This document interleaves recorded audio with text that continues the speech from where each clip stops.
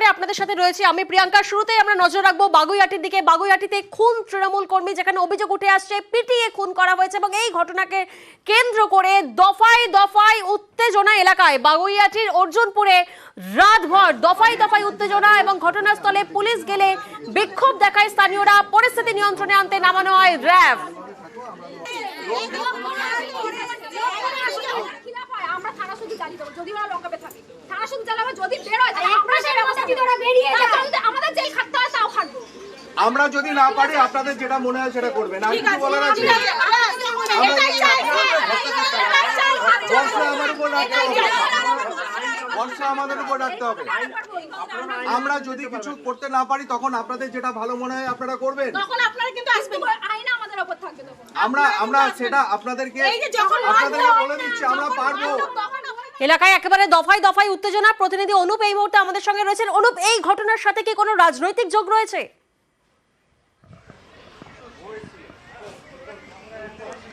পরিবারের পক্ষ থেকে কিন্তু রাজনৈতিক যোগের কথা বলা হচ্ছিল, যার জেরেই কিন্তু গোষ্ঠীদ্বন্দ্বের তথ্য উঠে আসছিল। যদিও পুলিশের পক্ষ থেকে এখনো পর্যন্ত রাজনৈতিক কোনো যোগ নেই বলে এমনটাই স্পষ্ট করা হচ্ছে। বাগুইআটি অর্জুনপুর পশ্চিম পাড়া, সেখানেই কিন্তু মূলত সঞ্জীব দাস ওরফে পটলা, তাকে কিন্তু গতকালকে বেধড়ক মারধর করা হয়, পিটিয়ে খুন করার অভিযোগ ওঠে। প্রথমে বাড়িতে ঢুকে যখন তাকে মারধর করা হয়, তারপরে এলাকায় বিদ্যুৎ বিচ্ছিন্ন করার পরে পরপর ইট বৃষ্টি করা হয় দুপক্ষ। তার পরবর্তী ক্ষেত্রে কিন্তু আবার তাকে ধারালো অস্ত্র পাশাপাশি রড লাঠি দিয়ে কিন্তু এমন মারধর করা হয় বেধড়কভাবে। পরবর্তী ক্ষেত্রে তাকে আরজিকর হাসপাতালে নিয়ে যাওয়া হয়, সেখানে তার মৃত্যুর ঘটনা ঘটেছে। ইতিমধ্যেই পুলিশের পক্ষ থেকে এই ঘটনায় 13 জনকে আটক করা হয়েছে। পরিবারের পক্ষ থেকে বলা হচ্ছে আরো এই ঘটনায় বেশ কিছু নাম কিন্তু তারা উঠে আসছে।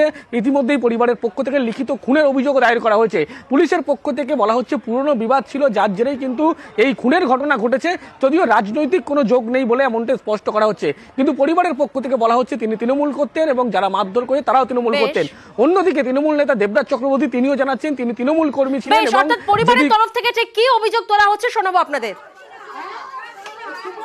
30-40টা ছেলে মিলে এসে আমার বাবাকে অ্যাটাক করে, এমনকি কুপিয়ে মারে। তাদের প্রত্যেকের হাতে চাপট ছিল, দা ছিল, রড ছিল। এটা সুপর্ণা আন্টি, যে আমাদের কাউন্সিলর 8 নম্বর ওয়ার্ডের কাউন্সিলর, সেও জড়িত আছে। দেবরাজ চক্রবর্তী এমনকি জড়িত আছে, কারণ আমরা বারবার দেবরাজ চক্রবর্তীকে ফোন করেছি, কাউন্সিলরকে হেল্প নেওয়ার জন্য ফোন করেছি, কেউ ধরেনি।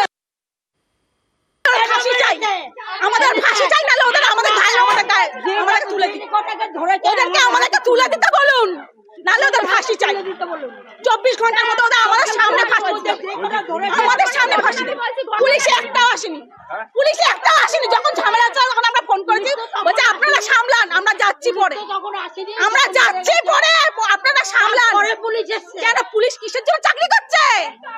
অভিযোগ করবো না, আমাদের ছেলে মারা গেছে, ছেলে চাই, আর নাহলে যে কটাকে ধরেছে সব কটাকে ধরে দিই, আমাদের হাতে তুলে দিই।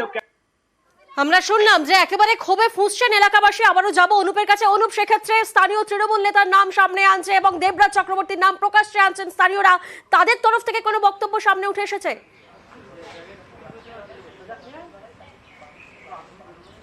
একবারে স্থানীয়রা যখন এই অভিযোগ করছে, নেতৃত্ব নাম তুলে হচ্ছে, দেবরাজ চক্রবর্তীর নাম উঠে আসছে, সেই সময় কিন্তু দেবরাজ চক্রবর্তীর পক্ষ থেকে বলা হচ্ছে যে পরিবারের সঙ্গে গতকাল যখন ঘটনা ঘটে সমস্ত কিছু তিনি কিন্তু জানতেন এবং কথা বলেছিলেন রাত 1:30টা পর্যন্ত।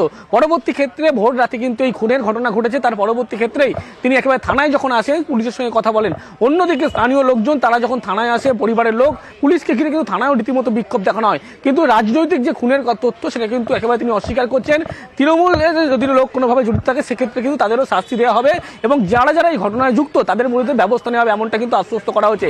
যদিও পরিবারের পক্ষ থেকে লিখিত যে খুনের অভিযোগ দায়ের করা হয়েছে, সেই অভিযোগের পরে পুলিশ তদন্ত নেমেছে। পুলিশের পক্ষ থেকে বলা হচ্ছে রাজনৈতিক কোনো খুনের তথ্য কিন্তু এখনো পর্যন্ত পুলিশ পায়নি, শুধুমাত্র পুরনো বিবাদ ছিল যার জেরে এই খুনের ঘটনা ঘটেছে। কিন্তু যে খুন হয়েছে সঞ্জীব দাস, তিনি কিন্তু তৃণমূল কর্মী এবং যারা খুন করেছে তাদের মধ্যে বেশ কয়েকজন যারা আটক হয়েছে তারাও কিন্তু তৃণমূল কর্মী। আর এখানেই কিন্তু তৃণমূলের গোষ্ঠীতন্ত্রের যে তথ্য পরিবার বারবার অভিযোগ করছে এবং সেখান থেকেই পরিবারের পক্ষ থেকে কিন্তু আজকে লিখিত অভিযোগ করা হয়েছে। পুলিশের পক্ষ থেকে সমস্ত বিষয় খতিয়ে দেখা হচ্ছে। যদিও বলা হচ্ছে রাজনৈতিক কোনো খুনের তথ্য এখনো পুলিশের কাছে আসেনি, যদিও সেই সমস্ত বিষয় খতিয়ে দেখা হচ্ছে। অন্যদিকে তৃণমূলের পক্ষ থেকে বলা হচ্ছে তৃণমূলের যদি কোনো ব্যক্তি এই ঘটনায় জড়িত তাদের বিরুদ্ধে কিন্তু ব্যবস্থা নেবে, প্রত্যেককে গ্রেপ্তার করা হবে। যদিও 13 জনকে আটক করা হয়েছে, বাকি আরো 5 জনের ইতিমধ্যে খোঁজ চালানো হচ্ছে পুলিশের পক্ষ থেকে। অর্থাৎ অভিযোগ পাল্টা অভিযোগ চলছে। তবে দেবরাজ চক্রবর্তী যার নাম প্রকাশ্যে এসেছে তিনি কি বলছেন শোনাবো আপনাদের। অত্যন্ত দুর্ভাগ্যজনক ঘটনা। এই ঘটনা ঘটেছে এবং পুলিশ 13 জনকে অ্যারেস্ট করেছে। ওনাদের আরো কিছু মনে হয়েছে যে আরো 4-5 জনের কথা ওরা পুলিশের কাছে উল্লেখ করেছে। আমার বিশ্বাস যে পুলিশ বাকিদেরকেও অ্যারেস্ট করবে। সেটা আমাকে দেখতে হবে খোঁজ নিয়ে।